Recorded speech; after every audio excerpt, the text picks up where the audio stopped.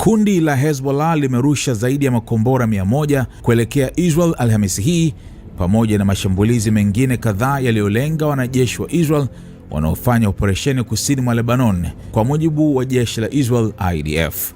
Hali hiyo imeongeza mvutano katika ukanda huo. Shambulizi moja la rocket katika mji wa Naharia kaskazini mwa Israel lilimuua mwanaume mmoja na kujeruhi watu 14.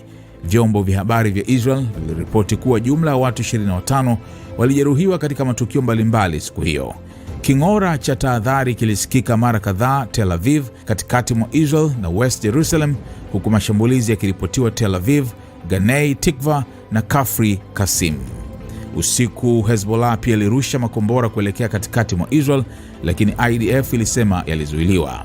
Mkuu wa kamandi ya kaskazini ya IDF, Meja Jenerali Rafi Milo, alisema jeshi la Israel limewaua zaidi ya wapiganaji 750 wa Hezbollah nchini Lebanon tangu mapigano yaongezeke. Aliongeza kuwa operesheni ya ardhini imepanuliwa ili kuongeza ukanda wa usalama na kusukuma wapiganaji wa Hezbollah kuelekea kaskazini.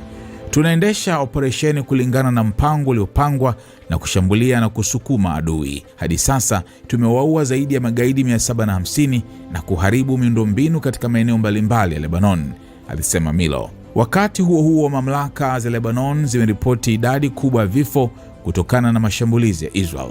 Kwa mujibu wa shirika la habari la taifa la Lebanon, zaidi ya watu 1100 wameuawa na zaidi ya 3200 kujeruhiwa. Kitengo cha usimamizi wa majanga kilisema takriban watu 136,000 wameyakimbia makazi yao, huku maelfu ya familia zikiishi kwenye makazi ya muda. Serikali ya Lebanon imelaani hatua za Israel, ikisema zinatishia mamlaka na mipaka ya nchi hiyo. Waziri Mkuu Nawaf Salam aliagiza Wizara ya Mambo ya Nje kuwasilisha malalamiko katika Baraza la Usalama la Umoja wa Mataifa kuhusu hali hiyo.